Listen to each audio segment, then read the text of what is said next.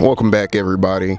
We are on tier 9. Thank goodness, because comboing them together, you know, tier 1, 2, 3, 4, 5, 6, 7, 8, like doing them in pairs, I'll never do that again in my life. But anyways, let's jump into tier 9. Starting off strong on tier 9, we are going to talk about the despair code.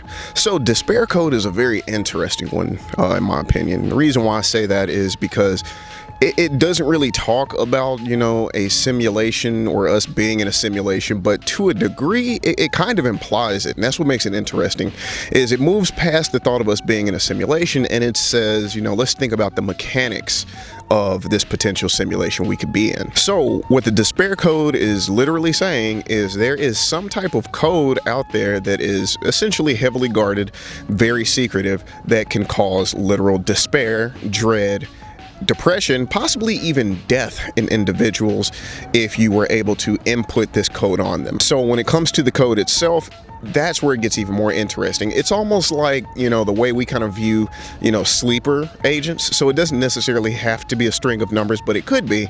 But it could also be, you know, certain musical notes. It could be a picture. It could be, you know, certain sounds or certain words in a certain order. It's just some type of combination, some type of code of something that can, I don't know, mess your day up. So but yeah, that is overall the despair code. It's basically just saying it's some type of, you know, code out there in the world, and that leads to implications, right? Because if there's a despair code, you know, is there, I don't know, a hungry code? Is there a sleepy code? You know, different things along those lines.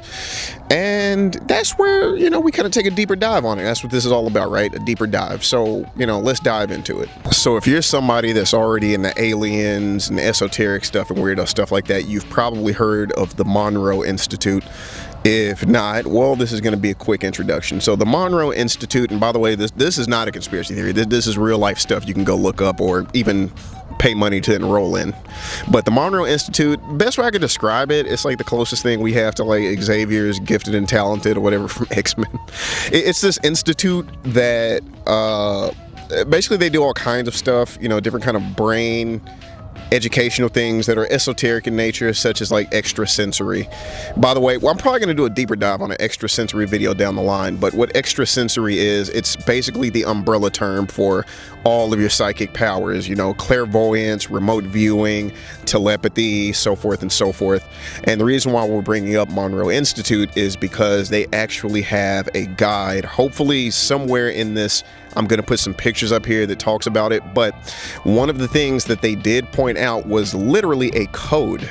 And this was a code that you could use for healing yourself. Now, whether you believe it's valid or not, you know, whatever, go try it on your own. The Monroe Institute, they mention all kinds of crazy stuff I've never heard of until doing research, such as like awareness expansion or certain type of breathing techniques, you know, even, you know, like I mentioned earlier, remote viewing, clairvoyance, all this other kind of stuff as well. So basically that's what the Institute is about, is teaching you how to do these things and how to push your mind, your brain, your psychic powers, whatever. It's showing you how to use them. According to the Monroe Institute and through all of the research they've done over the years, they say that every single human on this planet has these capabilities, but it's almost like if you were to never walk, right? You know, if you never walked until your 30s, it's going to be difficult. You're not going to have the muscles. You're not going to have, you know, the know-how of how to walk. You're going to have to literally learn how to do that. Even people, you know, after traumatic experiences have to go through that. So according to the Monroe Institute, we all have these capabilities. And just like anything else, you know, some people are going to be faster. Some people are going to be stronger. Some people are going to be more psionically or extrasensory inclined, whatever you want to call it. So when it comes to being able to use this pain relieving code, the instructions were very simple. They say close your eyes, but look at the source of pain with your eyes closed. So I guess like on some imagine it, mind's eye type stuff. But anyways, close your eyes and look at that area with your eyes closed, and then repeat 5, 5, 5, 1, 5 in your head over and over again until the pain goes away. If you ask me, it sounds like you're just distracting yourself from the pain. Also, I'm pretty sure there's pain thresholds. So me personally, if I was you, I wouldn't try this you know, if I got my arm chopped off or something like that. Just don't do that, okay? Next up on the list, we have meat stations. Oh boy, meat stations and meat trading. Now, this one is very, very, very interesting. So it's funny because it's kind of in the news right now to a degree with the Epstein stuff. Basically, it's exactly what it sounds like, and we're not talking about beef, we're not talking about chicken here. You know what we're talking about. So meat stations, it alludes to the idea that there are, of course, illegal black markets out there, right? Selling, you guessed it, human meat. Now, again, if you are not tapped into the Epstein files and all of these, you know, documents getting released, it doesn't fully state it, but it's at the very least weird. Like, at the very least you could say about it, it's weird, but these rich elite weirdos are definitely saying weird stuff about jerky meats and only having certain specialists that can like make them and prepare them and things like that. It's very odd because, I mean, you know, I don't know. I'm from the South, right? So, I mean, it's nothing to have a conversation about somebody making some jerky for you. You know what I'm saying? Like, you can make deer jerky, beef jerky, whatever.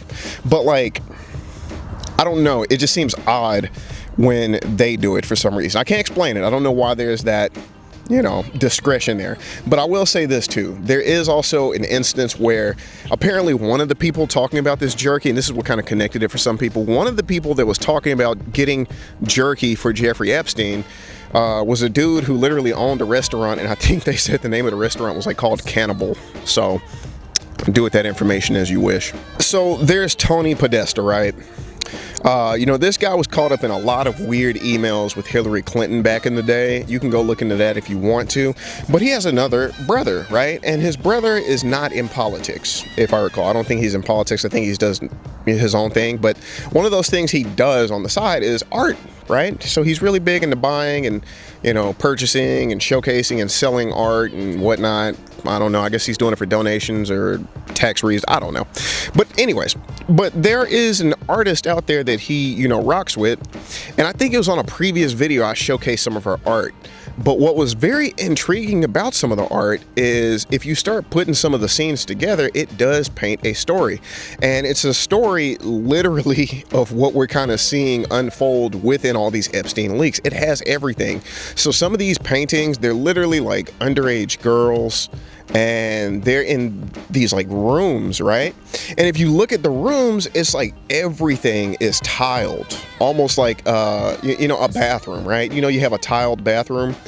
Everything is tiled in the room, and there's only a few places like that that makes sense to be tiled like that. One, of course, is like, you know, a bathhouse or a sauna, you know, an environment like that, right? And in another place that you kind of see it, but not fully to this degree. But one thing is, like, there's also floor drains. So again, it could be a bathhouse, right? Then again, why are you buying paintings of little girls in bathhouses? But what got weird is some of the pictures by the same exact artist also depicted grown men. And they were in these same kind of tiled rooms. Now, some of the colors were different, so it wasn't implying it was the exact same room, right? But it was very interesting because these men, they were not dressed up in like bathhouse gear. They were dressed up as butchers. So they're dressed up as butchers. They got the white aprons on. Some of them had like surgical masks, things like that. And it's like this group of men just in this room. I think one of them smoking like a cigarette or a cigar, and they're all just kind of like looking around and looking at the camera, or I guess that artist, since it's a painting, whatever. But you know what I mean? They're looking at you. And, you know, it's just art, right? It's just art. But like, it just gets odd, right? When some of this art just makes you think about some of the crimes that these same people or people that they're heavily associated with are doing. So it kind of comes back to it. It's like, are these guys dressed up like butchers because, you know, they're out here committing acts of torture, you know, sexual abuse, making jerky out of people, you know? And it sounds crazy, but I mean, we're in tier 9 of the conspiracy theory list, so, you know, it's just like regular stuff at this point. But overall, that is meat stations. It's just talking about the idea that, yes, it's a whole industry, right?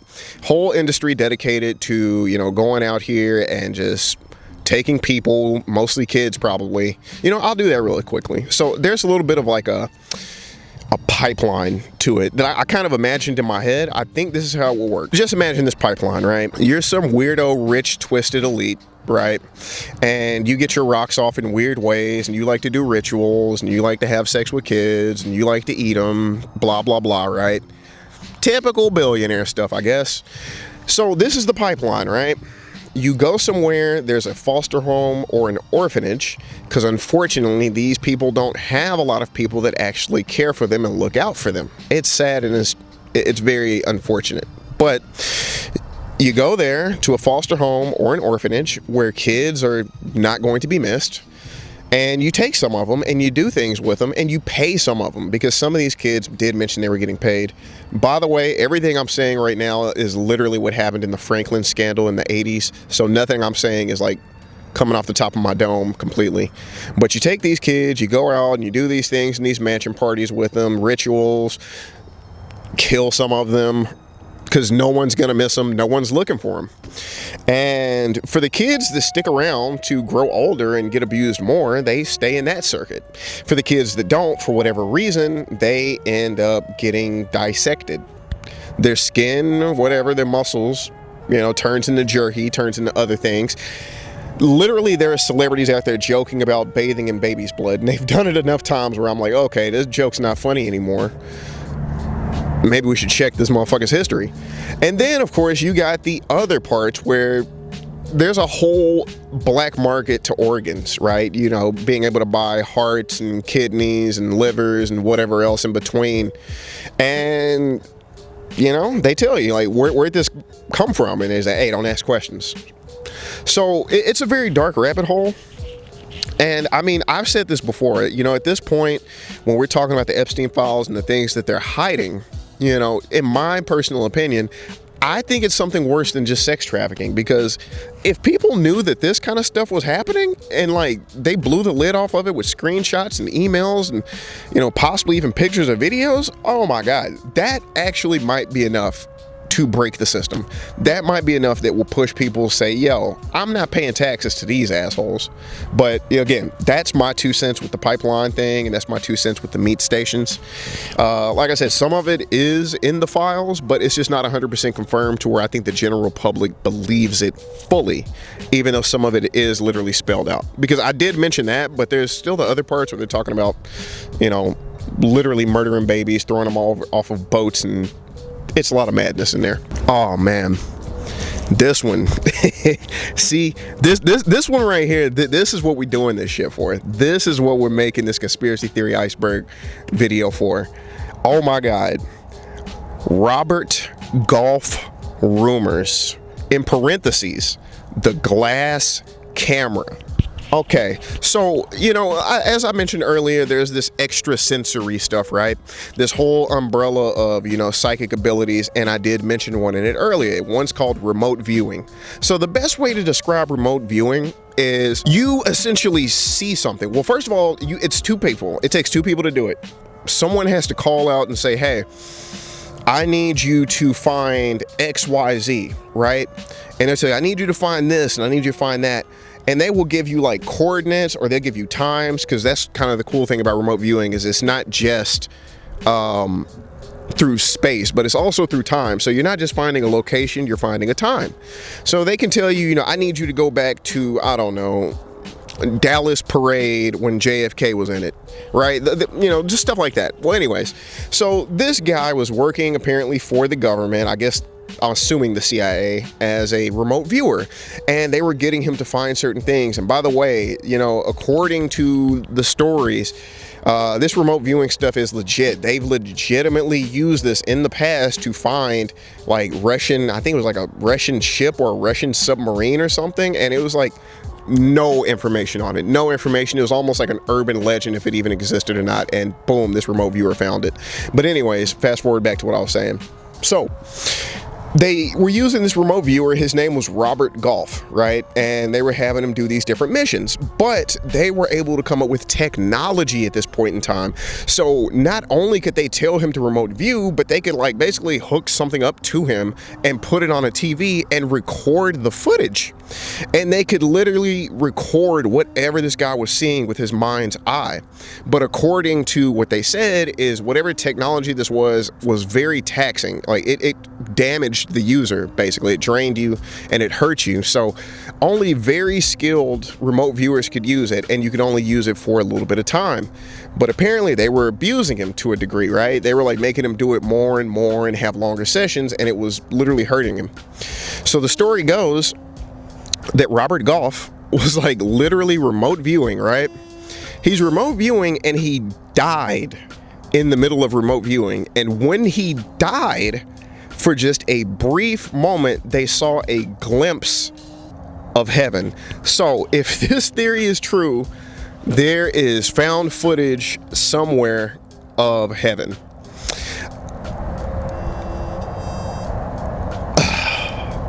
That's what we do it for, bro.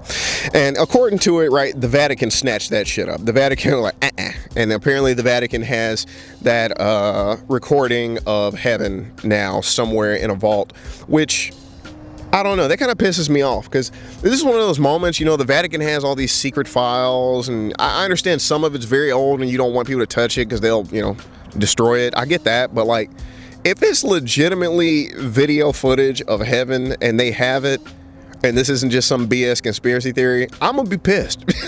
Why are you not telling us what heaven looked like, bro? That's crazy. That's crazy. Like, you got footage that could literally potentially sway an atheist, and you just, you know, sitting on it. Anyways, but yeah, that's essentially it. Now, I know there's a little bit of an extra story that goes to it too, along the lines of, I think somebody else also died, and then they hooked them up to it, and then they showed a depiction of hell, and the Vatican has that too.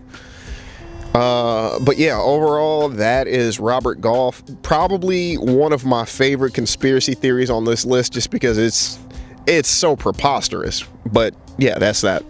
If you are one of those people that is afraid of the ocean, I think it's called thalassophobia, just like the video game or whatever. If you're one of those people that's afraid of the ocean, I highly encourage you, skip this part or leave this video right now. So there is a conspiracy theory called the ocean at night, and the time period this takes place is basically somewhere between like 2010 and 2011. And basically what it was they were trying to make this like artificial sun, and you guys have probably seen videos of them trying to do this in the past. I don't know why the hell scientists keep trying to make an artificial sun, but whatever. They were trying to make an artificial sun, right?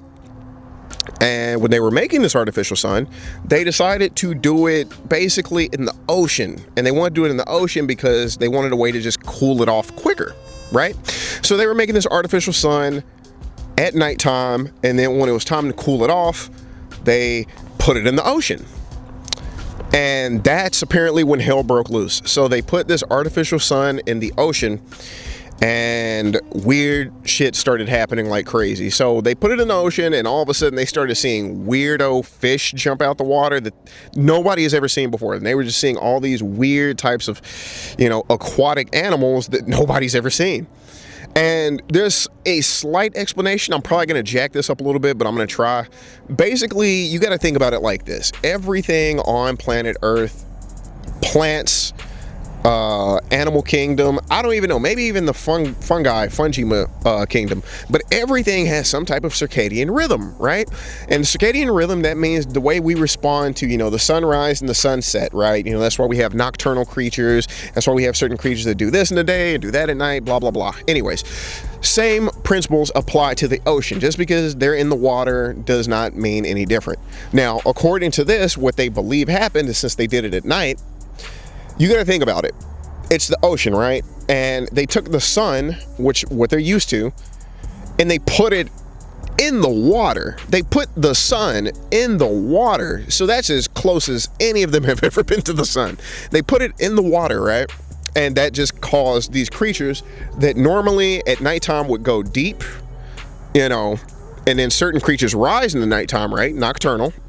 that just caused all of them to go haywire because they were like, what the hell is going on? It would be like, imagine if you all of a sudden saw high noon at 2 a.m. You know, you'd freak out. You'd go like, what the F? Is this the rapture?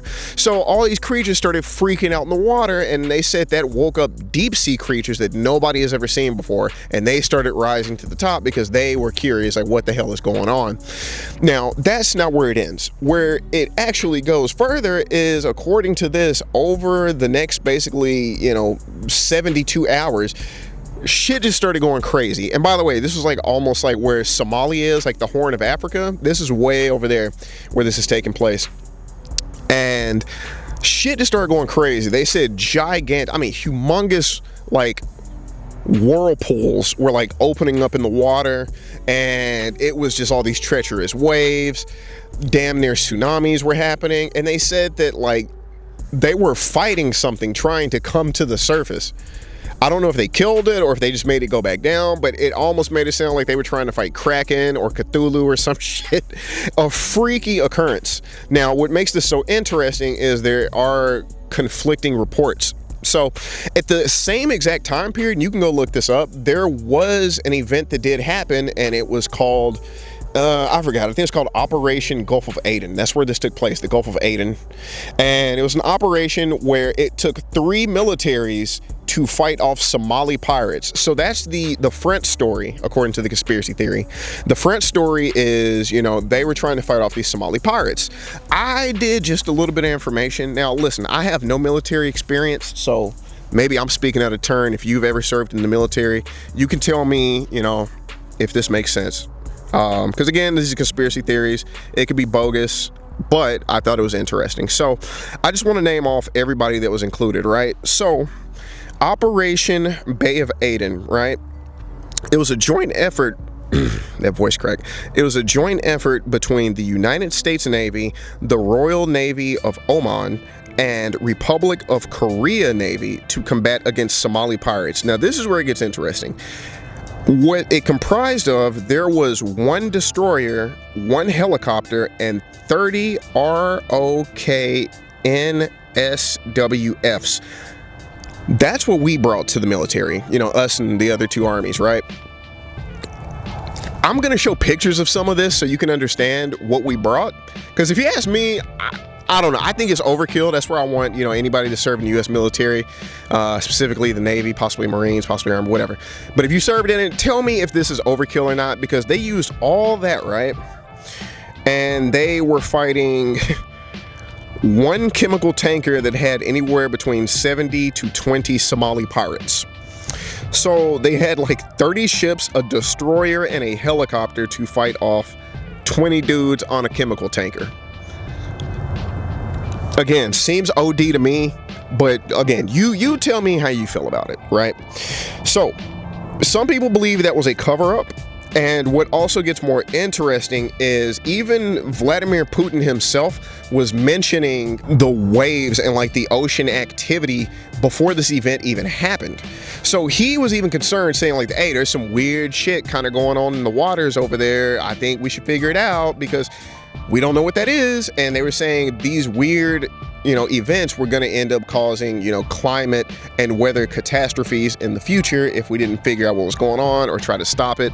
And again, all of this, the Somali pirates and everything, this is all happening at the same exact time that apparently this artificial sun BS is supposed to happen and whirlpools and stuff were opening up. So you tell me, so that's the conspiracy theory, the ocean at night, how we could have potentially been trying to fight Cthulhu.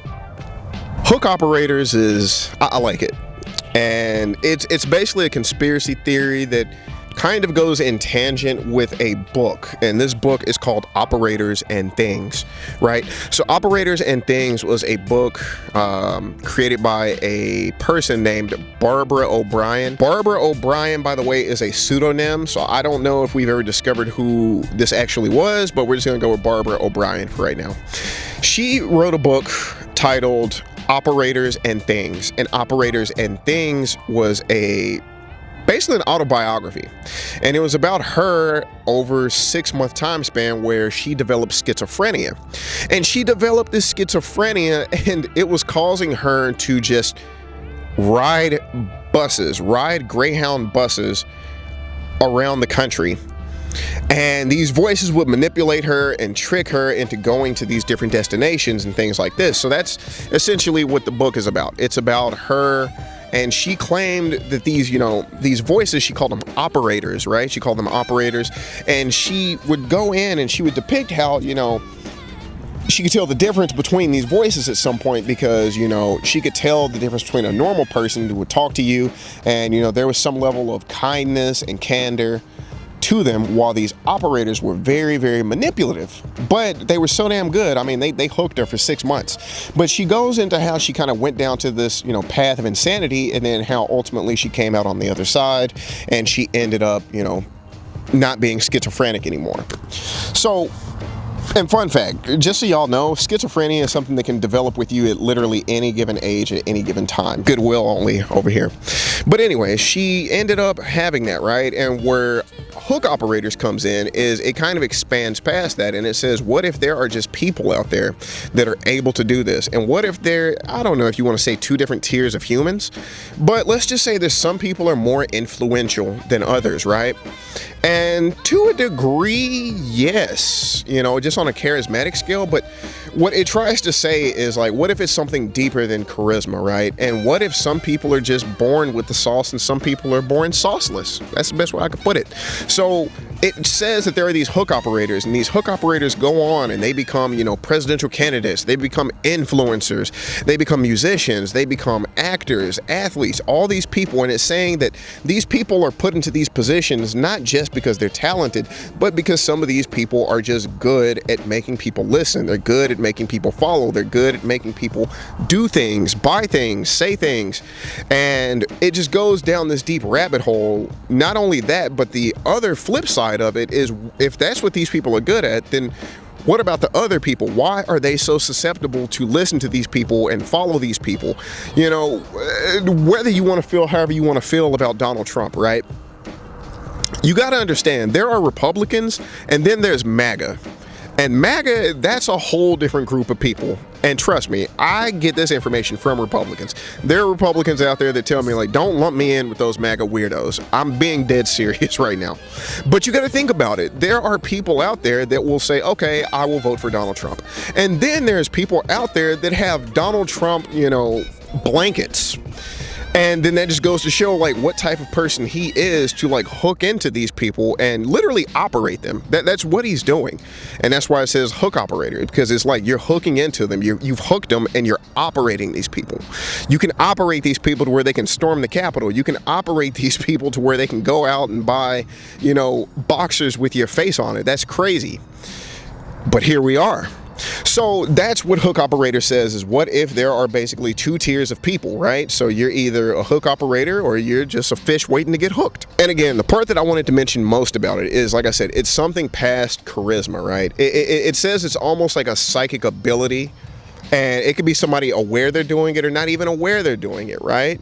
You know, have you ever had somebody, you know, you wanted them to do something, but you didn't want to tell them you wanted them to do it, and then all of a sudden they're like, oh yeah, I was thinking the same thing. And it basically plays on that kind of thought, but just on a more grand, insidious scale. Like, you know, you thought you wanted to do this because you thought you wanted to do it, but turns out somebody was beaming in your head, just subliminal suggestions to do it. But yeah, that's hook operators. Endless elevators. I like this theory because, in my opinion, this theory kind of combos in with another theory. So very quickly, I'm going to talk about this one theory because it has to open up to endless elevators to make sense. Okay, you cool with that? All right, let's go. So the first theory I'm going to talk about is something called hollow earth, right? Or you could just say tunnels, right? Either way, but it all ties into the same thing, because there is a theory about these, like, deep underground tunnels under, you know, most of the continents, right? And anybody lives in them. The elites use them, aliens use them, they're gateways to hell. It has many different, you know, references of what that stuff could be used for, but that's the theory, right? Is there's tunnels under us, right? And they connect all through the United States, South America, Africa, wherever. And they're miles under us, right? And this explains why people say they hear booms sometimes, like, oh, you know, do y'all hear this boom? You've probably seen videos like that. But they're saying that, like, there's something is happening under us, whether it's construction, whether it's people building more tunnels, or whether it's literally some type of weird war between humanity and something else. But that's part of that, right? Now there's another part of it that talks about the hollow earth, and this is where it talks about like stuff like Agartha, Thule, and all these other countries and nations inside earth. So basically what it's saying is you dig deep enough inside of the planet and there's essentially a whole other world inside of it with all these other continents and rivers and oceans and stuff like that. And that is where this endless elevator stuff comes in. So the endless elevator is a theory that says people have found elevators, abandoned elevators, or at least they thought they were abandoned, you know, all across the world. I think there's even a map you can find. And they said, like, when you go up to the elevator and you look down, right? You look down into the, you know, elevator shaft, and they say you could throw a rock down it and you will never hear a sound. That rock never collides, it never hits anything.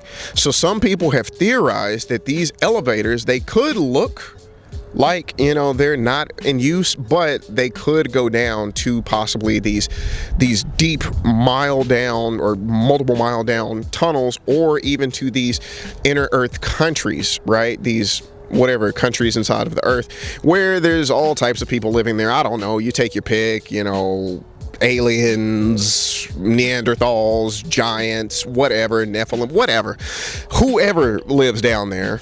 But that's what the theory suggests, is that there are literally elevators that can take you there, right? And it works in such a way that, like, it looks like it's an abandoned elevator, but the actual elevator more than likely is down there, right? And it's so far down that it's like you can't jump down there, you're just gonna die on the impact, right? And I don't even know if it's able to be rappelled down. Nobody's ever mentioned of trying it, whatever, but that's endless elevators. You throw a rock down an empty elevator shaft and it just keeps going and going and going and going and going. Now, what makes it even more interesting is there are historical, you know, times where people have mentioned certain things. Like, I think it's Native American folklore where they mention that there are ant people beneath us, and in some of the descriptions of the ant people, they kind of describe them as what we would think of as like gray aliens. So, you know, maybe they're down there. I don't know. I'm up here with the sun. Hallelujah. T.G.A. Grayspacing. It stands for Transient Global Amnesia, right? In a very, very weird sense, the best way I could describe this conspiracy theory, just to sum it up, is almost like a Mandela effect, but instead of it being a you're shifting universes thing, it's almost like your evil government, because of course this is a conspiracy theory, it's always evil government. Your evil government is trying to manipulate your memories to make you forget certain events. That's essentially the theory. But T.G.A. Grayspacing is actually a real phenomena in real life. Basically what the conspiracy theory though is, it's saying that the government has found a way to kind of harness or control it to their own benefit. So T.G.A. is a neurological disorder and it affects short-term memory. Jesus Christ. It affects short-term memory. So basically the best way I could describe it, when I say it affects short-term memory, I don't mean like what you ate yesterday. What I mean is like it only lasts a short term, anywhere between 2 to 6, maybe 8 hours potentially. And here's the best way I can describe it. Like, if you've ever just had like cloudy brain, foggy brain, maybe even a time where you just couldn't remember stuff you feel like you should have remembered, you've probably had a little bit of gray spacing. Now, if it makes you feel any better, it's not anything really to do with like Alzheimer's or dementia or anything like that, so don't worry. The closest they even relate it to is potentially some other branch of epilepsy, but that's kind of what it is. And there are certain ways you can go about potentially running the, you know, likelihood of it happening to you. And some of these ways are things like, you know, strenuous exercising. So just very vigorous exercising, sex included. It said that in the notes. So sex included. Also dramatic temperature changes. You know, if you jump in like a super cold lake or something like that, that could potentially affect you a little bit afterwards.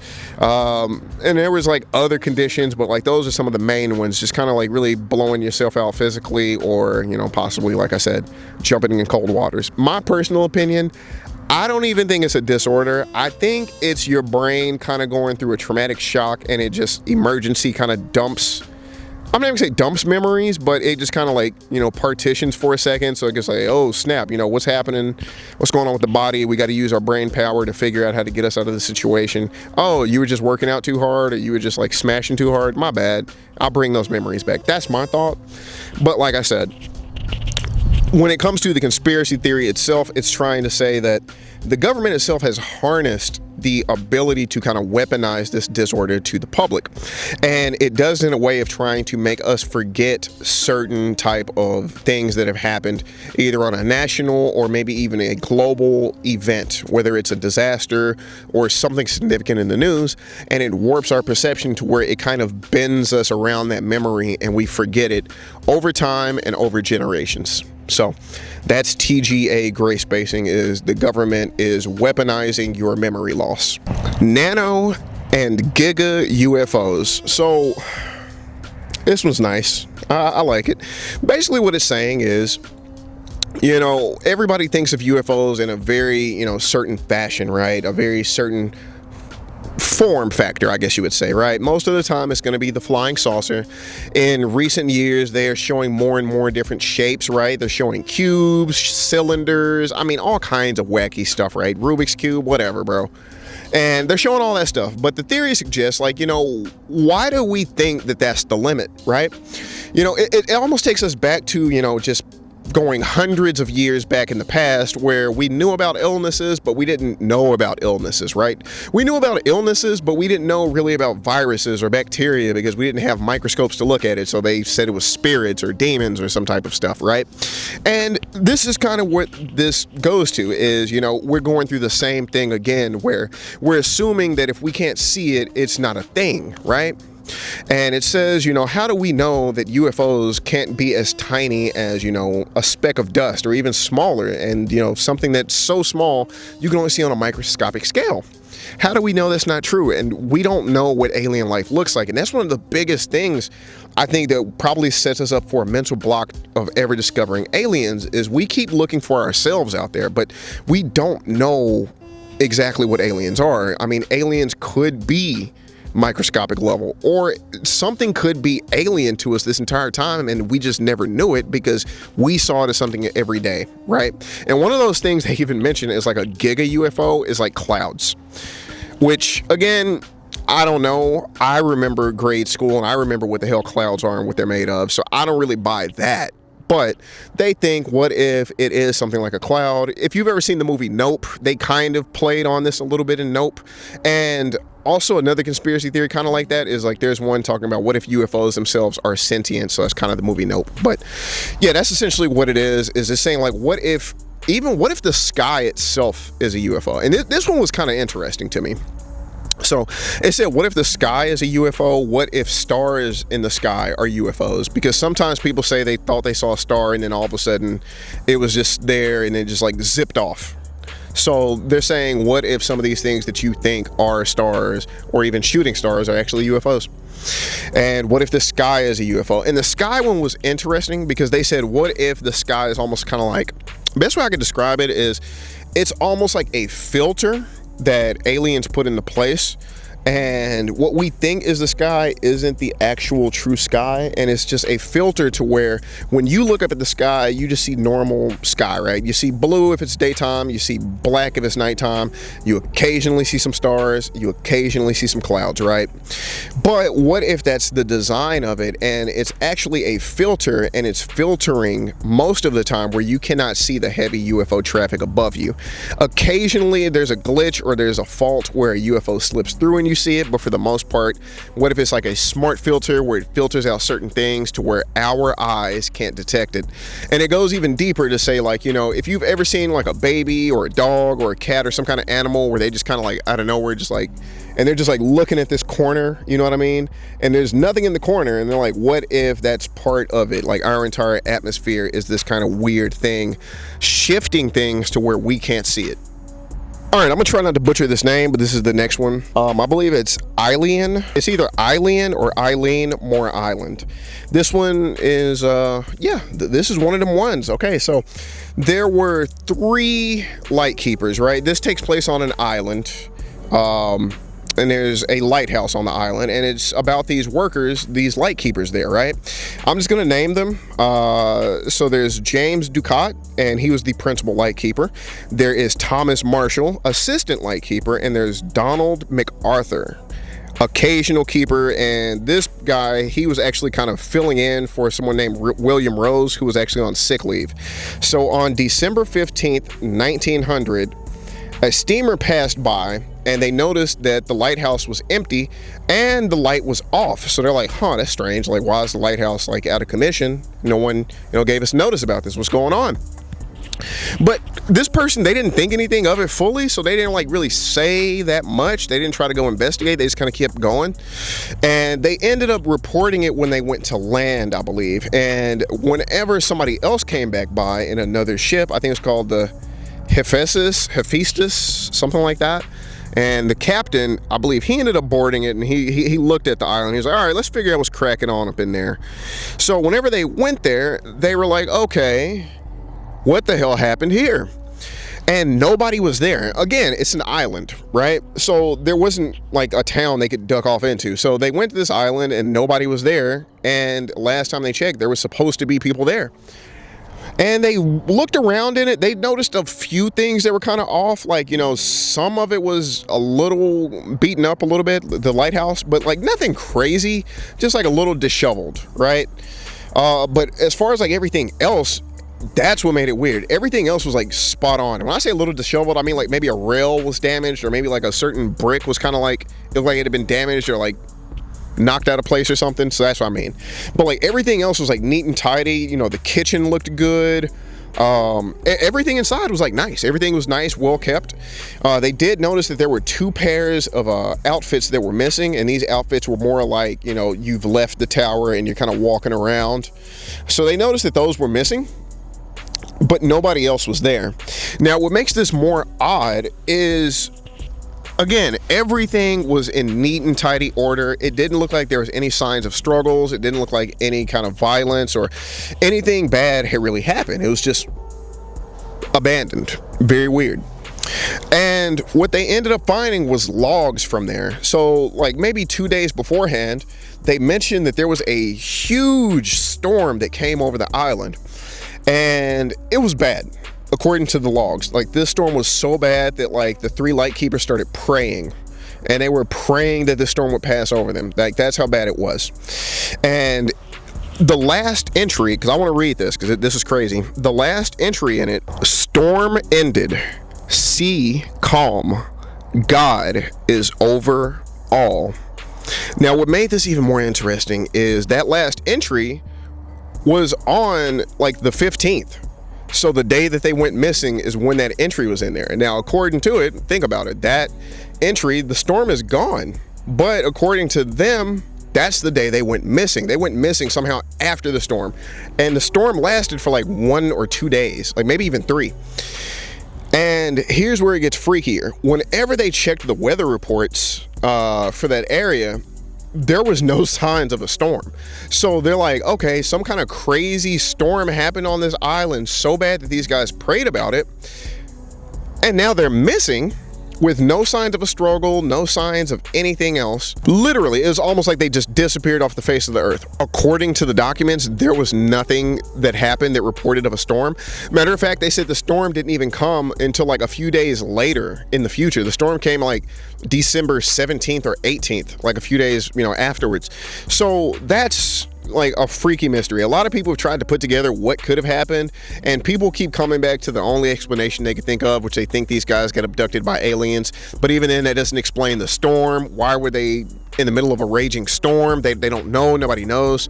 So that's like one of the main and only theories that people have went with on the conspiracy theory iceberg. And some people believe this is some of the best evidence of some type of alien, even though there's technically no evidence. There's nothing at all. But some people believe this is a good sign of evidence that aliens existed. They think these people got abducted off the island. Another more logical sound, but still tragic story is people say that there was something called, I forgot what it was called. It's something called like a rollback or a roll something.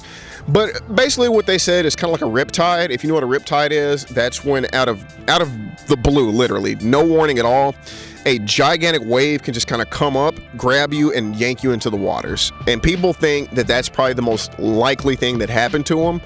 You know, if you want to speak from a realistic standpoint rather than a conspiratorial standpoint, people believe that they probably just got hit with one of these crazy waves. If there was some kind of storm, maybe that could have been the kickback. However, if it was an actual storm that was super bad in the future, maybe that was a wave that came all the way from that initial storm and grabbed them a few days before it hit land. I don't know, but that is essentially that story. So that's it, man. I can't believe we just did it, but I believe we covered 9 entries just now. I'm gonna go through my notes, make sure I didn't skip over anything, but I believe that was 9 entries for y'all, man. Yeah, man, we covered that one. We covered that one. Yeah, man, we covered it all, bro. We got through 9 entries.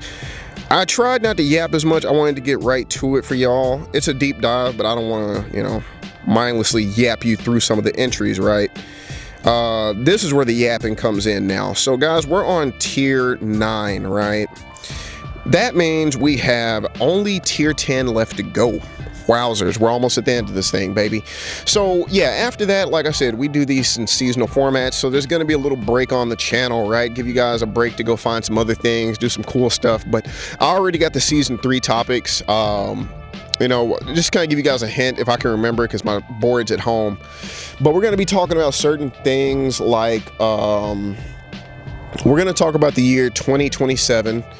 That's this whole, you know, thing. I'm going to talk to you guys about Pergamon Press. I'm going to talk to y'all about there's an instruction guide that the US government has put out that I don't think anybody's talked about, but they give you an instruction guide on how to identify paranormal stuff. And I'm like, why the hell is nobody talking about this? Like, bro, it literally tells you like how to identify aliens. And it's not even like how to identify aliens. It goes into categories. Like, you know, if this scenario happens, it means you're in, you know,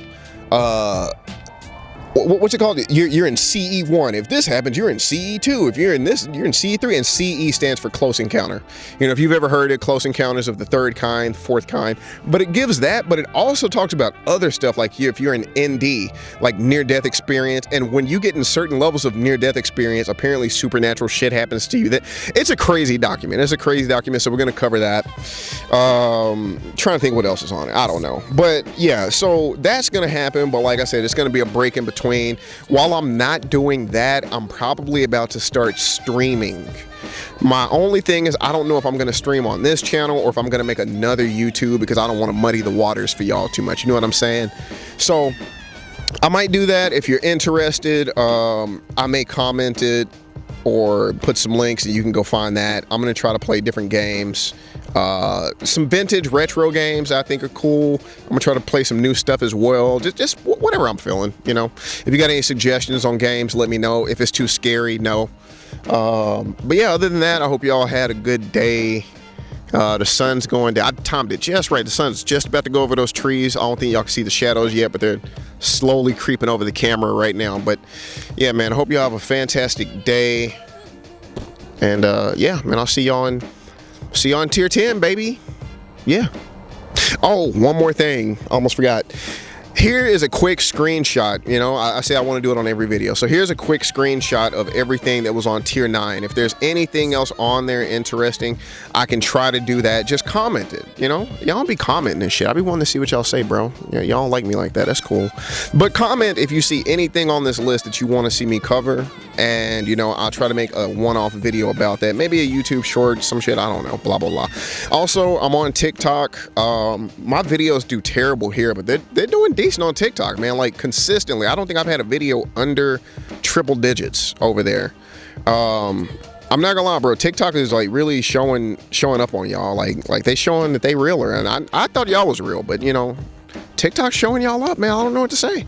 But anyways, that's enough yapping and verbal put downs. I'll see y'all in the next video. I still love y'all anyways. I'll see y'all soon.